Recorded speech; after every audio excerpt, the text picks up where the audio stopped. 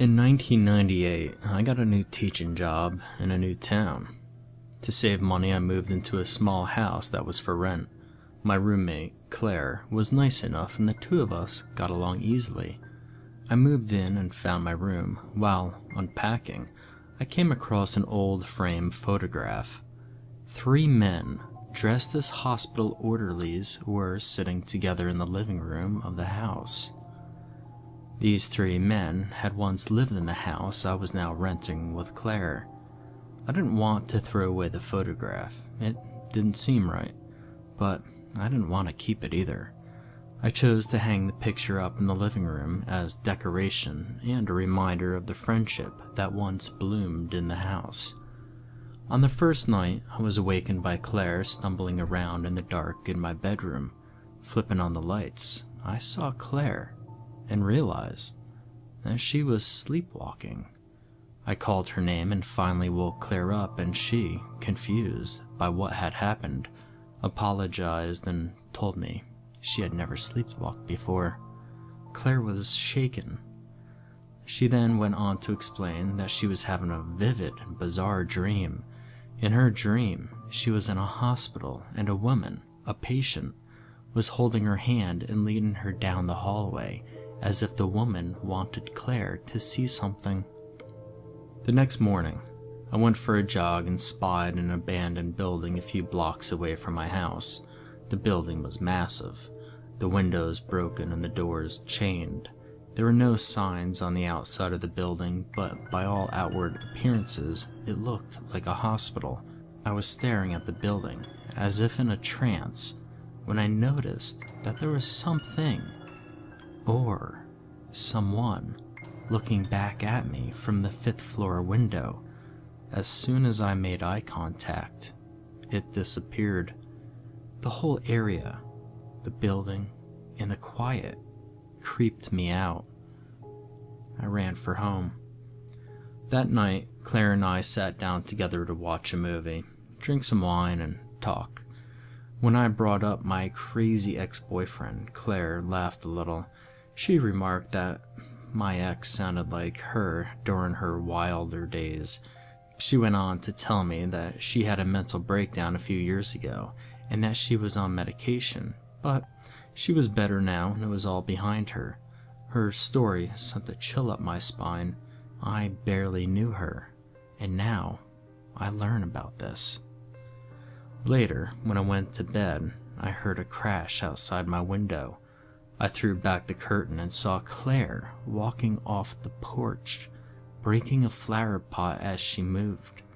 I opened my window and yelled her name, but she didn't respond. Claire was walking down the street toward the abandoned hospital, sleepwalking. Her hand stretched out as if she were being guided by some unseen force. I threw on some clothes and ran outside the house, still calling Claire's name. By the time I caught up to her, she was stepping inside the hospital doors. Someone had unchained the doors. I was too afraid to walk inside the hospital after her. I hesitated, and I regret it to this day. When I finally worked up the nerve to walk inside, I was greeted by an elderly homeless woman. I asked her if she had seen anyone come into the hospital just now, and all she did was smile at me and turn away.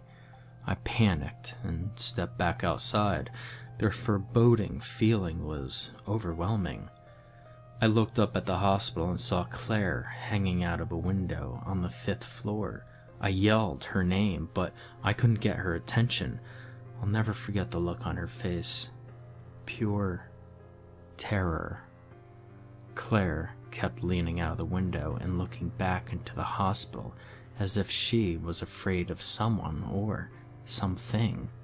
Sometimes she'd look down, seemingly straight at me, but she still never saw me. I called her name desperately as I watched her climb out through the window and jump. She died in front of me. The police arrived, and I told them everything about Claire's sleepwalking, but when they learned about her history of mental illness, they quickly chalked it up to a suicide, and that was the end of the story. A week later, I read her obituary in the newspaper. In the article, they confirmed that the abandoned hospital was, in fact, a hospital. A mental hospital. I fell asleep that night and had a very strange dream.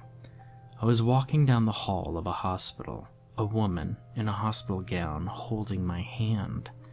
She was guiding me somewhere, and she kept looking back to make sure I was still following.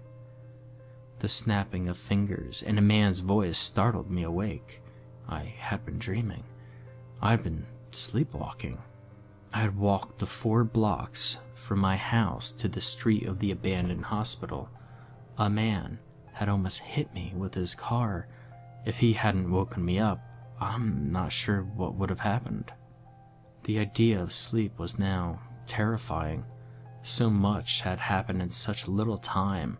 I tried to keep awake for as long as possible, but eventually, as it often does, sleep overtook me. The same dream about being in the hospital repeated. This time, when I woke up, however, I wasn't in my bed or standing in the street. I was laying on the bed frame of an old cot inside the hospital. Scared, I walked through the halls trying to find the stairs and get out, but I found nothing. I heard muffled voices and screams coming from the empty rooms that lined the halls. I rounded a corner and came face to face with 3 people, all dressed as patients. One patient was the woman from my dream. I backed away and told myself they weren't real. If I ignored them, they'd go away. I kept searching for the exit and heard another screaming voice from behind a door. There was an orange glow creeping out from under the door and through the small window on the door. I peeked inside, and a man's face peeked back. His face was burned, horribly burned. He begged me to let him out, but I couldn't bring myself to touch the door. I turned and saw the same 3 patients as I had before. One by one, the 3 patients approached the window and jumped out. I looked out the window, but I didn't see them. I saw 3 orderlies running from the building in a panic. I yelled for them, but they didn't stop. That's when I smelled the smoke. I turned and saw the orange flames stretching out from under the door and smoke filling every hallway. I had no choice. I had to jump. I approached the window and prepared to leap out when I felt a hand on my arm. I looked over and saw the homeless woman pulling me away from the window. She led me out of the hospital, and I ran for my life. The rest of the night I stayed awake and did some research on the hospital. It was abandoned 20 years ago after a fire ravaged the hospital.